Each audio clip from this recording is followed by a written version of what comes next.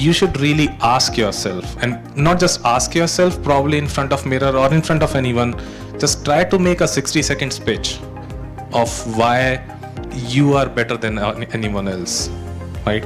If you think that if you can convince yourself in that 60-second speech, you're gonna go do wonderful in your career.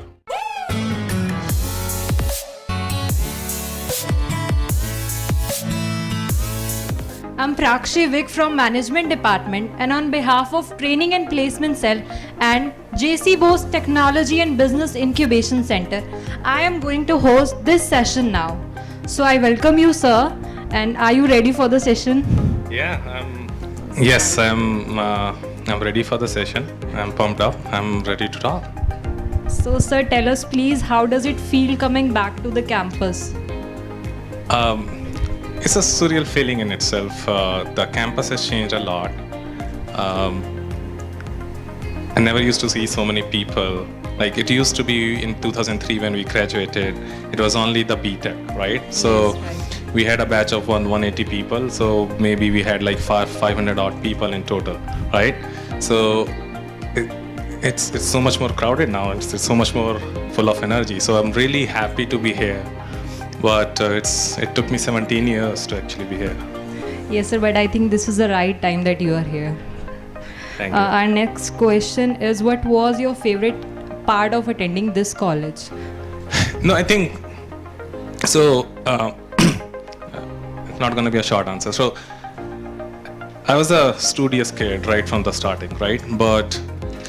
And I left my family when I was 12 and a half, right? And went to the boarding school, and then by the time I was in 11th and 12th, I was actually, the way you guys do it now in college, I was actually renting a place, living, separately, and still studying, little kind of still wanted to do good to myself. So as soon as I entered into the college, I was like, dude, I'm done. I'm not gonna study anymore. So it was all about sports, right? So right from the first year, I picked up sports. We would start with cricket right after college, then volleyball, and then basketball and badminton. I would end my day maybe at 12 or 1 a.m. in the morning, right? So I would play a lot, really, but still the best part of it was friendship, and I cannot emphasize this enough, that make good friends and just hang on to them. That's what I would say. That was the best part. The best part for you was sports and your friends. That's really cool. And next question is, when you entered this college, what sort of dreams did you have in your mind? And now when you are in corporate sector, how can you see that, what is the difference that there were difference in your dreams when you were here and now you are there in corporate sector? Yeah, so I think, how should I put it? But when we are kids, when we are studying really hard, I don't think, like, at least I didn't see the larger purpose of life. I didn't see that, hey, why is it that I'm doing what I'm doing, right? So when I entered into the college, it was the same thing. Hey, everyone else is studying, so I am studying. Everyone else wants to go to a good college, so let me go to a good college as well, right?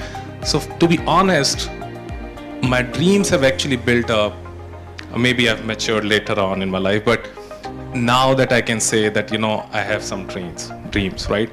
And more than dreams, I would say just having a purpose for life, right? When I entered into college, I don't think I knew what I wanted to do, right? Until very late in my life, right? So that's how I put it. The only thing I knew is like just sports. So sports is most important part of your life, I can say. So our next question is, which was that 1 year that has changed your life completely? If you can recall. Yeah, so let me kind of provide some of the background, right? So it's not gonna be a short answer. So, and I think that is important. So I come from a fairly small town, okay, and where the studies options were not great, and that's the reason I was sent to a boarding school, right? Yes. And then I get into the college, and I pretty much 4 years didn't focus a lot on what I wanted to do in my life, right? But when I graduated from it, and I was among very few who actually could get a campus job, right? Campus placement. That's really So, but encouraging. and I do want to share the job that I got, okay? Because it does have some bearing on how I started thinking about my future. So the job I got was in ISAB India Limited. It's a company that and I'm hoping that I can take longer time to it, right? Yes. So okay, it's a company that actually manufactures welding machines. And the job I got was of service engineer. So what do service engineers do? They actually fix the machines, right? So for 1 year I worked there. My job was, my boss would tell me the night before that, hey, you know what? You need to go to a hydropower station that is close to Badrinath tomorrow morning at 4 a.m. and get there like 50 machines there. Just go and fix them. Oh my God. And next day, as soon as I'm back, like he didn't care whether I have the tickets booked. It's like, why don't you go to the diesel locomotive DLW, which is in Banaras, and the next time in Jalandhar or something. And all I would do is like take my toolkit and I'm gonna go and fix those machines. That's what I did. And by the way, the icing on the cake was, the job was to fix the welding machines, which means that I would need to really look at the quality of the welding that was happening, which means that when I come back home in the night, my eyes are like swollen, they're ready to pop out. So that, in some sense, that was the transformation year for me, because then I realized that, hey, what did I do with my life in YMCA, right? I enjoyed a lot, but I didn't really focus a lot on what I should have been focusing on, right? And from there, that changed the perception of how I'm going to look at my career, my life. Okay, sir. So next question is, we always have that one person in our life who always motivate us. Whatever happens, he or she is always there with us. So who is that one person in your life? That's a tough question. I would say though that my mom is sorry, I get emotional when I think about this was, but my mom is really inspirational. And the reason I say that is, it's not because of what she has achieved professionally or something. She's a homemaker, but I think the way she lives her life in terms of the discipline she follows, I think that's something that's really inspirational for me. Yes, I think everybody sitting here, their mothers are their own inspiration. So our next question is, how do you handle confrontation or whenever you feel difficult? Yeah, so that's a good question. I think, and that's something I don't think I've learned very easily. So what happens is, and we see this happening every day in the job, right? Think about me providing a feedback to my junior, right? That then it's all about the kind of words you use, right? It's about how you place that, how do you make that person feel, right? You still want to provide the right feedback. You still want to tell that person that, hey, these are the opportunities that lie, right? But it's about the words you use, right? Are you saying you more often? Are you saying I more often? Or can we actually say we more often, right? I think it's really, at the end of it, comes down to the words you use. So I am, especially in those sensitive discussions, it is very, very important to just be very careful about what you're saying, right? That's what I would say. And if that's one thing, and the second thing is, by default, if you believe that the other person's intention is not wrong, that's gonna go take you to places. That's gonna superbly help you.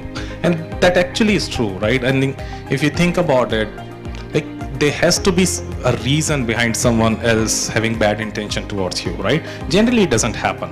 Whether you're in corporate world or whether you're outside, right? You just assume that the intention is good, right? So if you kind of club these two things together, I think you will comfortably come out of the confrontation. That's my take. Yes, sir, that is the essence of our life, that we have to use right words and we should have right intention. Another question is very interesting. How do you maintain your work-life balance? So that's and let me give a Yes, bigger yes. answer, okay? So we didn't talk about my family, but it's me, my wife, and I have a 6-year-old and a 1.5-year-old, right? So both of them sons, right? So obviously they need time as well, and I value my family a lot. But it's ultimately a balance, and which is really tough, especially if you are going to be in a corporate world where the demands are very high. It's not going to be easy, right? So then the way you manage is actually having a very frank conversation at home, right? That hey, that there are only two ways about it. Either I work really really hard, which I do, right? And then somewhere like someone has to take the load at home, right? So that's what my wife does, and I'm really glad about it. But it's about having that conversation and having the right expectations. It's not just about in the professional life, even at home, that hey, this is how I can kind of making it very very clear that I'm gonna make my time available, and then we need to share the load, right? I think just what happens is, and I've seen that typically in Indian families, is not having that conversation, right? Just be very open-minded. Be when in doubt, over communicate is what I've learned, right? Just talk to your family, tell them that hey, this is what you need to do. But to be honest, my work-life balance is not great, right? I'll tell you. I work for Goldman Sachs, and 99.9% of my peer group is actually from IITs, right? And they have a prejudice right from the starting, right? And it has taken me a lot of time and a lot of effort to build my equity, right? And I do, like, maybe we'll cover that from the questions, but it is very hard to prove yourself when a lot of things are being decided by what college you come from, right? So you have to be extra careful about it, right? Yes. So what that means is there's no way I can compromise on the hard work that I do, right? So the only way I balance this out is by making sure that we have the right support at home, right? And then I don't compromise on my weekends. That's really important, that we don't compromise our weekends. And I also personally believe that right conversation is the essence of our life, and we can maintain any relationship with right conversation. Next question is, would you like to share any interesting stories about this when you were there in this college, and that can help our students to Yeah. any story? So I can share a lot of inspirational stories, but they are going to be outside of college, not from my college experiences. And I'm just you can being share any story you want. I'm just being very honest. So yeah. So let me share. I think let me take a couple of moments to share. Sure, sir. Right. So the life is very very complex, right? And at the point of stage that we are in our life, we believe that that's probably the most complex, most tough time in our life. But I can tell you that's not true. Incrementally, as you move in your career, in your life, that life only gets tougher, right? So when we were having our first kid, right, and my wife was pregnant, we wanted to just get past that stage because we felt that was probably the toughest time in our life, right? But then when your kid wakes up through the night, then you feel like, oh my God, let me just pass this time and everything else should be hunky-dory, right? And then your kids grow up, and then you have the next stages of the complexities and so on and so forth, and the careers, and right? So the life is never easy, and so is career. I have been at a different stages of my career. I just shared the story about my first job. Let me just continue that story, right? Sure, sir. So I did that job, and I can tell you that I was damn good about that job. It's not that I was not, but I knew that that's not the value that I carry, right? It's something more than that. So I leave that job and I was like, hey, what are the options available to me? And I was like, hey, pretty much like everyone else, I'm going to pursue an MBA. Okay. I leave my job, start preparing for CAT. And I pretty much realized at that time that there is something called CAT. We didn't even know that in college. But so, and then I was like, I'm not going to attend whatever the FITZs, the coaching institutes in Faridabad. I'm actually gonna go to Delhi to attend one. Yeah, that's right. That's a typical, right? So I do that, and I, introspecting or looking back, I knew I was going to totally fail in that, right? Because I had no clue why I wanted to do an MBA or what was the reason. I just like, hey, I didn't have any other option, so I went for it anyway. So I happened to get a government job.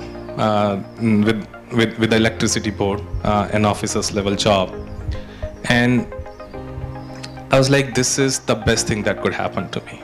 And I was like elated, my family was elated, and everything was really, really good.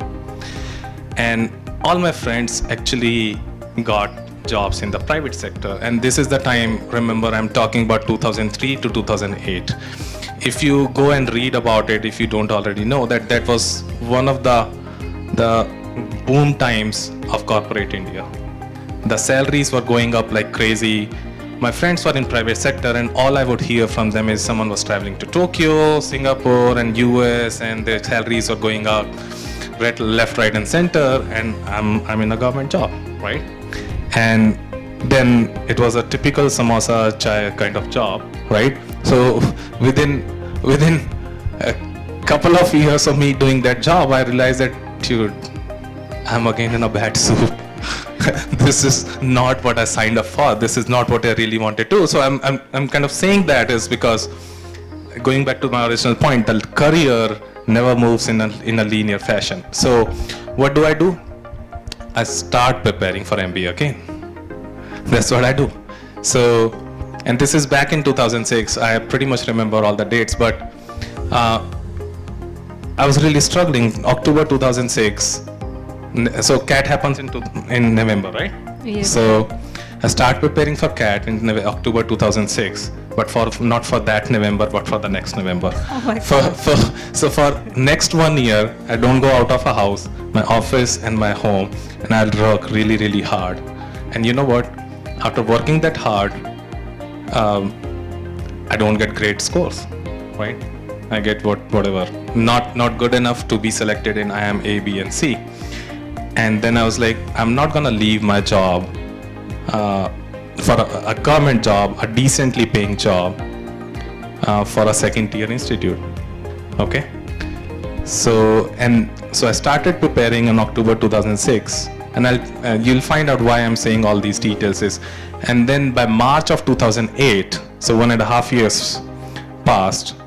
When the results come out, then I'm back to square one, right? And my dad asked me, like, hey, some of your friends who actually started preparing for an MBA, they are about to complete their MBAs, and you're still trying to get the admission in MBA. I'm like, Dad, yes, that's how it is. There's a difference between most difficult when you face your dad for this. Right. But what I wanted to communicate to them is like, there's a difference between what they are trying to do and what I'm trying to do.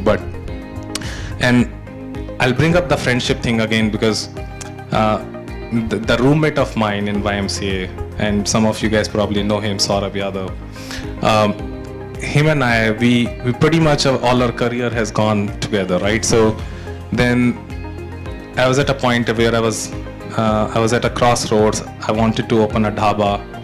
I wanted to open a kind of lathe machine shop to kind of build screws and all. So I was like all over the place. I didn't know what I wanted to do, but then somehow we got together, we were talking, and then we realized that why don't we, and like, I don't think हमारे यहाँ पे दाल गलने वाली है, We are gonna get 99 point whatever scores in CAT, and we are not gonna compromise on the institutes. Like, hey, probably go for GMAT and do the MBA from US, right?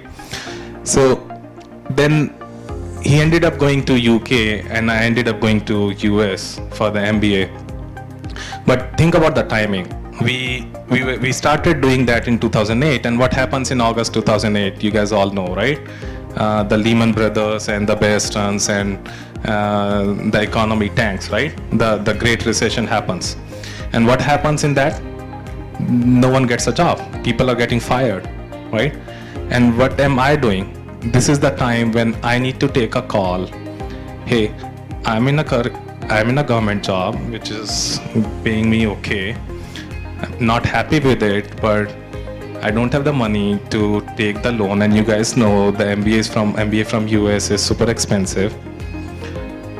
I request my dad that, hey, of course I was not going to take a penny from my dad. It's like, request my dad, can you put his house on collateral so that I can actually go for an MBA? And this is the time when I need to leave my government job. I need to get a lot of money in loans, right? And third, I don't know whether I'm gonna get a job because people are getting fired. And it was a really, really tough decision for me to make, right? And the reason I'm bringing that up is there are hard, tough decisions that one has to take, right? And then what happens? Sorry, I'm continuing with my story, but hopefully that works. But so I didn't have a wonderful career, right? From 2003, pretty much once I graduated, I was struggling. I was struggling at different stages of my life where I didn't know what I wanted to do. And then I go for an MBA, but thankfully things start improving, okay? The economy starts improving back, and by 2010 things get better. But I have a huge pressure to find a job, and campuses don't happen, like people don't get a job on platter in US, that companies would come to you. You need to reach out, you need to go and talk to people, right? And very, very important thing to mention. What do? I go to YMCA Alumni Network on LinkedIn and request that, hey, people who are sitting in US, can you help me out with the job? And I'm not kidding. Someone from YMCA actually referred me to a bank, one of the top banks, and I could crack the interview. I got the job, right? And that was the moment. From there, I never looked back. So I have a few notes. I didn't know that it was going to be a question answer session, but I have few. I pretty much thought that it was going to be a monologue and I would be talking for 1 hour, and I can literally do that, by the way, but because I'm ready with my notes. So the point I want to make is, maybe some of the things that I want to mention may not come out from your questions, but I feel like it's very, very important for me to mention them, because if the voyage is about our experiences, it is also about you guys getting something out of our experience. So I want to make sure that comes out of it. So if you don't mind, I'm going to continue for some more minutes. You can continue. You can say whatever you want to So say. thank you. There is no restriction. Appreciate that. So yeah, the one thing that I wanted to say is, again, going back to that the career is not linear, is like, hey, now I'm going to talk about few things that I believe as you guys, take your career forward, and for that matter, life forward, is like, and I'm going to bring up 3, 4, 5 things that I believe are important. But your career is not going to be linear, okay? Just accept that, okay? But what is very, very important is you don't stop trying for it, okay? And there's going to be time when you will be making very, very hard decisions in your life, but those will be the time when you'll be really be tested. So it is, don't get bogged down with, with the challenges you face. There would be time when you are going to be on top of the world as well, right? And just continuing on my journey, right? So the guy who referred me, by the way, he's doing wonderfully well in his career. He has moved on from the bank, the Capital One bank that I joined. And I actually didn't know that that bank is supposed to be a fairly good one, but I got through it. And I mentioned that there was never looking back, right? But by that, what I mean is, I found the niche for myself there, right? And what was it? Basically, you would have, I'm going to use some of the fancy words, but analytics and machine learning and the AIs and all of those. That's basically is what I do today. And that was the starting point of that journey, right? So just continuing on that journey, I got married in 2011, and my wife moved to US with me, and she studied for 2 years. By 2014, we planned a kid, right? We wanted to introduce our kid to our parents, right? None of them were there. But so in February 2016, we came back here for a visit. My wife meets with an accident and she passes. Okay? And I was thinking while coming here whether I should mention this or not, right? But there is a reason I'm saying this again, is because I believe that you could possibly learn from that. But I have a house in US. I have I had 2 cars in US. That was the moment that I decided that I had a small kid, that I'm not going back. Okay?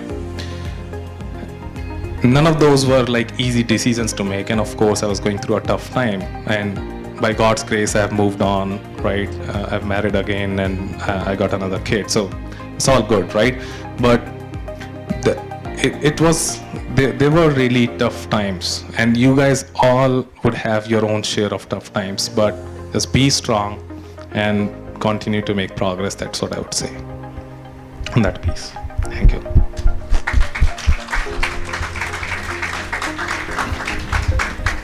Your story was really inspiring, sir. Moving towards our next step, we will have some rapid fire round. Okay. And there are short questions and you have to reply them quickly. Okay, I'll try. Okay, so be ready. First question is, one word your friends describe you most often. Sorry, I'm forgetting the word, but we used to use that word in college. Bhand. I guess that's the word they use, I guess. Yeah. Okay, next. One surprising thing people can find about you. Can find about me. Okay, nobody knows now, right now. Oh, I dance well. I don't know, probably that's That's really nice. So we know first job you have ever done. Yeah. That was that electrical Yep. job. Next is, what was your childhood dream when you were a kid? Sports, again. I mean, sorry about that, I'm repeating it, but if I don't think I won't do that with my kids, but my parents really didn't support me in that, and I still kind of am angry with them. So, I would go to a playground, and my dad, I know, would come back home at 6, and I would make sure to be back at home at 5:45. That's what I would do. So yeah, so if I would have been in a different career if I was not here. Who is your favorite sportsman? Sachin Tendulkar, end to end, it remains he would be. He's also my favorite. Okay, great. So you were a hostler. Yes, I was a hostler. Ever crashed a hostel party? Ever crashed a hostel party? What does that mean? I don't know. We had too many parties out there, but so every party is our party. I mean, when you say crash, it's more of like when we're having a party with girls. Like I don't know. That's what. What do you mean by that? You can say whatever. Yeah. So we have multiple parties. Okay, that's great. On the crashing part, by the way, like I must admit I won't do that, but we used to crash the weddings as well.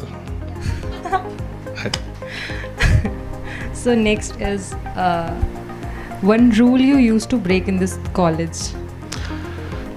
One rule I mean, I had like so many different rules I broke. You can explain all of them. No, but so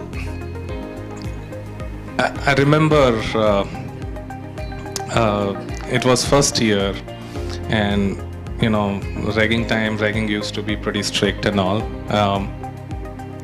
And I'm forgetting the name of our electrical HOD, but he was on the round, right? And he was the warden as well as he was a really strict guy, right? And I was on the first floor.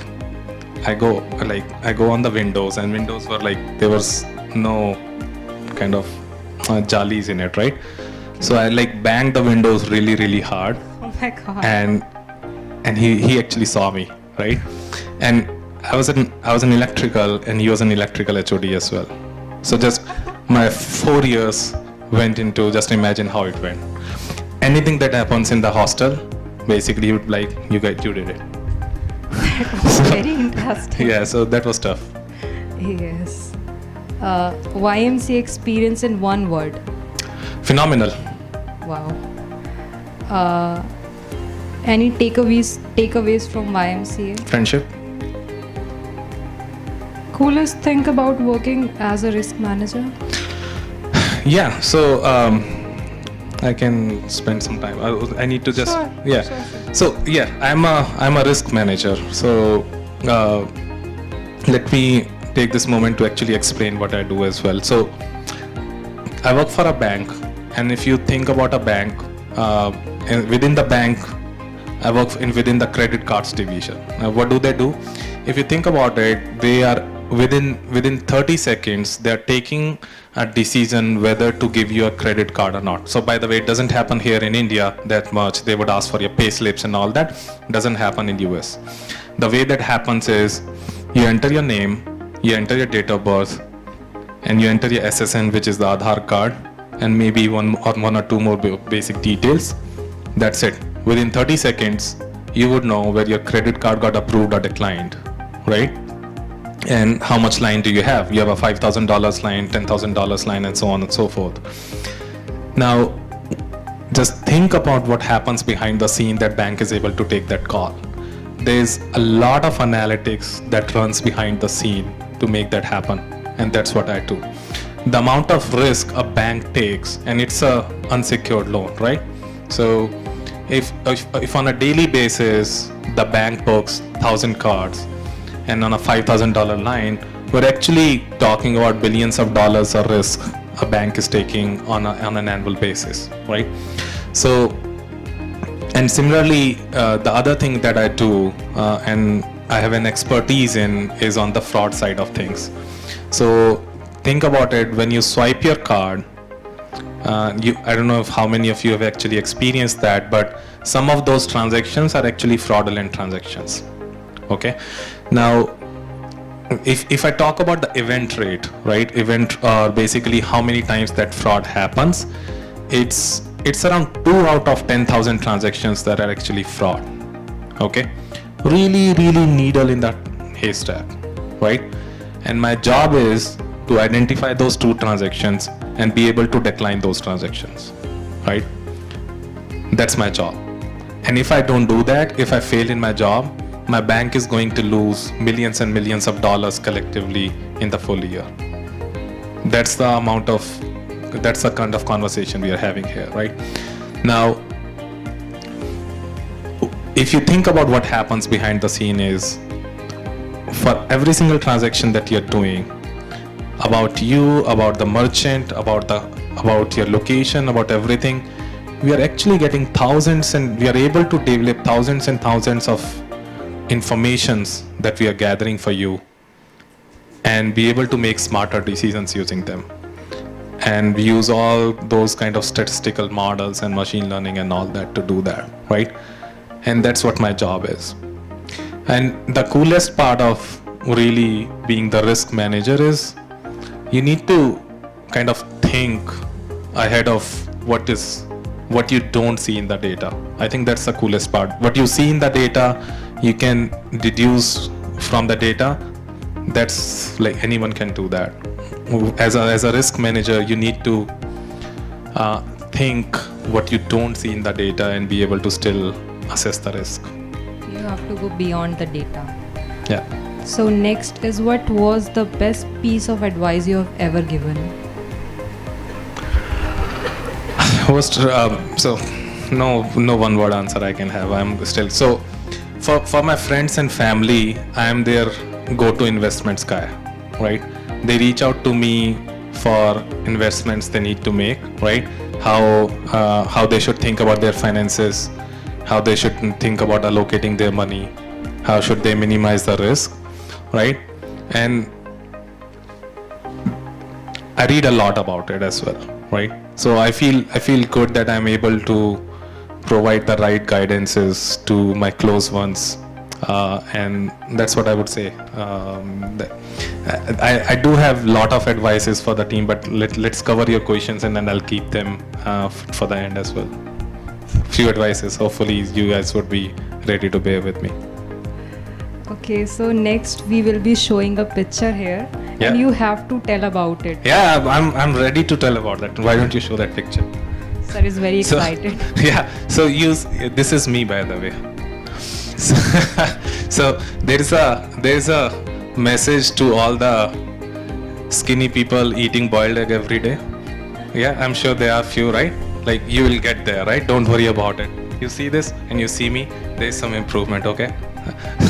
So don't worry about eating that ghee ka dabba and bringing that from home every day. So yeah, right? So yeah, so this is so as I mentioned that I was fond of dancing, right? So enter college, of course I make friends. So all my college friends were from either Chandigarh or Panchkula, right? And they would speak Punjabi. I have no clue about Punjabi. Where do I come from, by the way? I come from a really small town called Firozpur Jhirka. 99% of you guys would not have heard of it, but it's in the most backward area of Haryana, which is Mewat. So there's a Sohana, there's a Nu, and then it's Firozpur Jhirka. It's a really small town, okay? So forget about like understanding Punjabi. I can't even speak Hindi properly, like, because there's a desi language that goes in there. But anyway, so and then I meet these guys, and these guys are Bhangra guys, right? And I'm like, I can dance, I don't care what you want me to dance on. And then so this is the Bhangra dance that we are doing. And by the way, the other guy is actually his name is Anil, one of my best friends, and this is what I've earned in YMCA. But this is part of Kalmaika, where we perform dancing on Tu Ni Tera Yaar Bolda, and we mixed it up with forgetting the Mika's other Gana. But yeah, a couple of fusion songs, and we did it.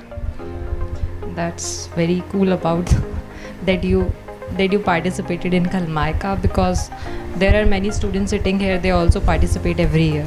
Oh, that's good. That's good. So at last, message to our students, and after that session will be open for students. Yeah. So let me share like message for students, right? So I do wanna give some gyan, right? So I know that majority of the Janta gives, but these are few things that I have learned from my experiences, right? Not that I'm sharing whatever someone else would say. So take it or leave it, but these are actionable items that I feel that you could possibly benefit from, right? This is about how you want to progress with your career, right? The few things I want to mention, right? So the one thing that I want to call out is evaluate yourself and then invest in yourself, right? This is a wonderful time when you are in your college to enjoy, but this is also the time to invest in yourself, right? And you cannot invest in yourself unless you do a fair assessment, an unbiased assessment of where you stand, okay? And the outside world is super competitive, right?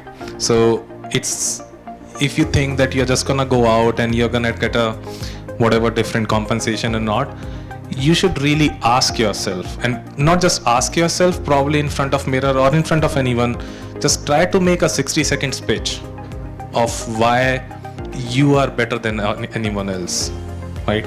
If you think that if you can convince yourself in that 60-second speech, you're gonna go do wonderful in your career, okay?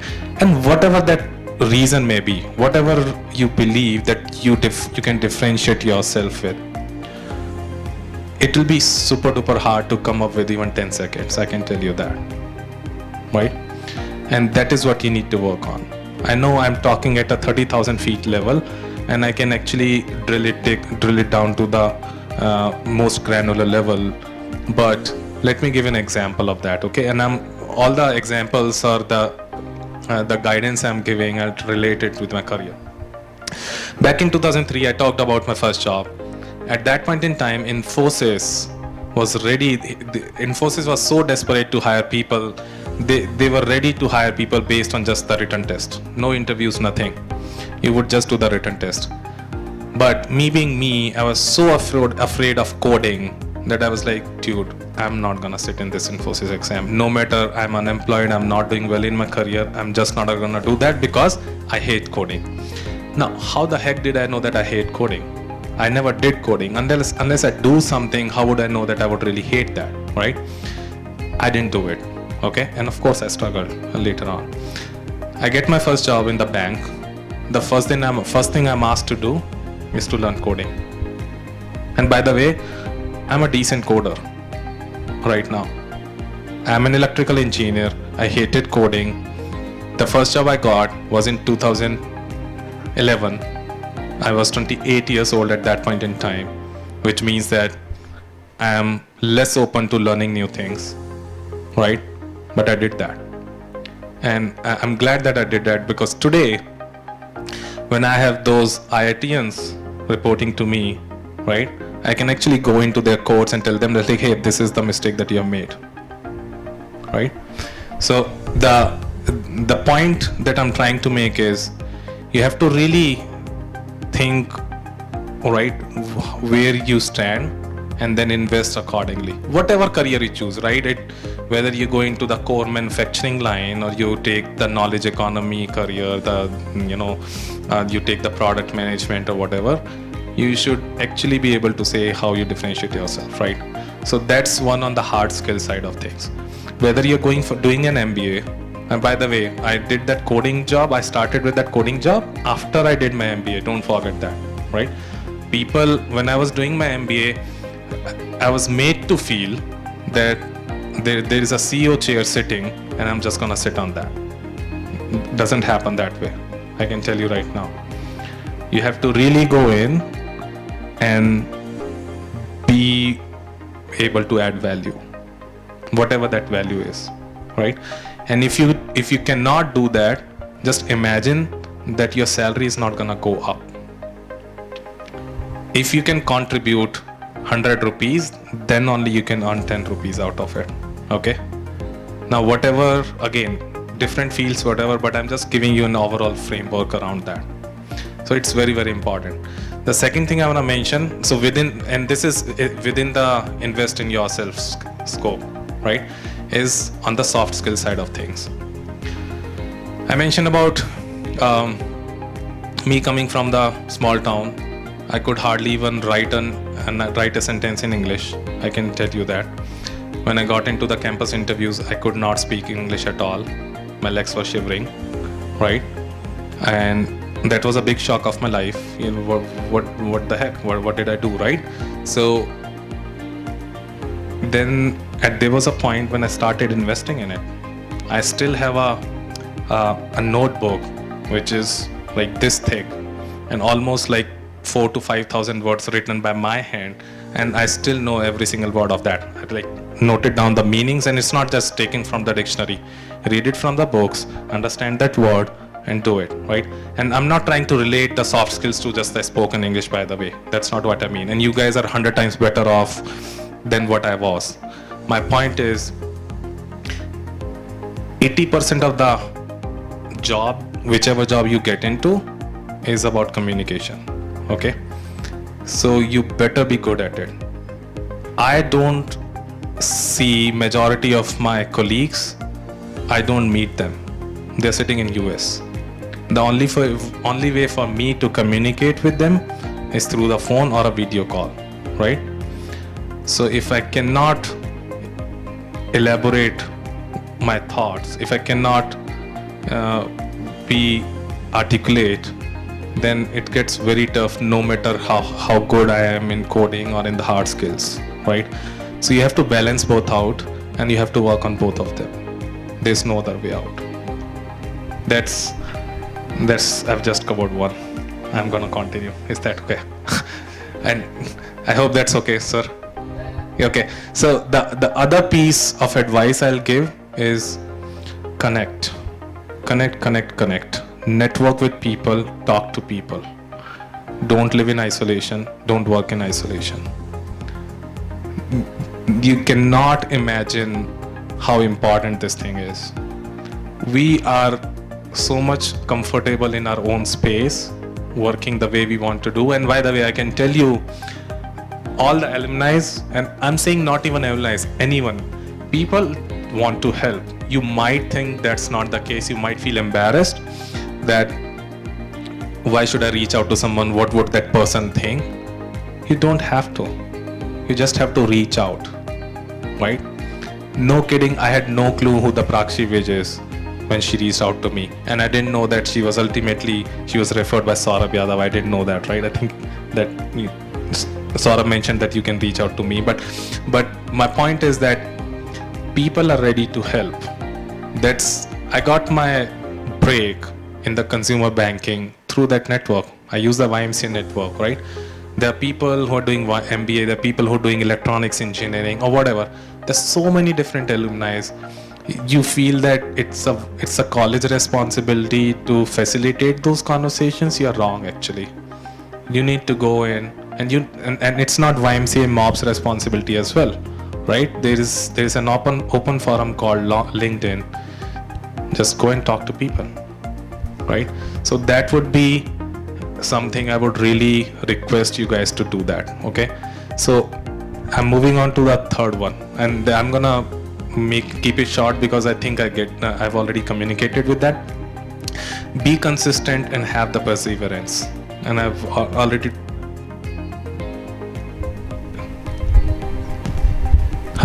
so I've already told the reasons behind that. The life is complex, the career is not going to be linear. Don't get bogged down by it. Continue to just move forward. No job is a small job, and you have to start somewhere, right? Somehow I've seen this attitude today. So a couple of my cousins graduated recently. They are like, hey, I'm only going to work when someone pays me 50,000 rupees, right? And I asked this hard question to that person. It's like, hey, can you tell me in 30 seconds what are you going to add, right? And of course he doesn't have an answer, right? And I think you have to start somewhere. So just because you want to get to a particular place doesn't mean that you have to start from that place as well. You can still start small, and you can any point in time you can change your career, or you can do that. But the key is to still start, right? So something important that somehow people miss out. I think that's important. The other one, I think this is the last one I'll say, and then I'll stop, and then you can continue. So there is a value in brands. Okay, let's recognize that we come from YMCA. Okay, it's a brand in making, but it's still not a brand. Okay, from 2016 onwards, since I've moved back to India, I've been visiting college IIT campuses for recruitment. I've been leading the IIT BHU campuses, and then of late the Madras one, right? And then I must have hired probably 50 to 60 people in last 4 years, right? There is such a big cloud and big bias around the brands, right? About the tiers of the colleges. My bosses have always been the IITians, and there is a blatancy around that, right? So I remember once rejecting an IIT Madras and IIT Ahmedabad guy from the interview, and my boss was like, dude, he's an IIT and I'm Ahmedabad. I'm like, I don't care. He cannot pass my interview and I'm not gonna allow that, right? So, but what I'm saying is there is a huge clout when you get associated with a brand, right? So I'm just being very candid and honest and right open here. For me, I had the same challenge as well. Somehow I happened to be working for a company called Capital One, which is, I didn't know by that time, is known for its risk management. I moved back to India. I start looking for a job. I'm just giving you one more example. Hero FinCorp, so Hero Honda, Hero company also has a financial arm that's called Hero FinCorp. I talked to the CEO of Hero FinCorp, one of the Munjals, and the only reason he wanted to hire me and directly report to him was because he felt that I'm a guy from Capital One, and somehow I can transform his whole risk management practice. And by the way, I didn't have all the skill sets that he needed, right? But that's the value of the brand. Okay, so whatever field you choose, right, just see if you can associate yourselves with strong brands. That is going to help you tremendously. I think so. These are 3, 4, 5 things that I wanted to mention, which looking back have helped me in my career on where I stand today.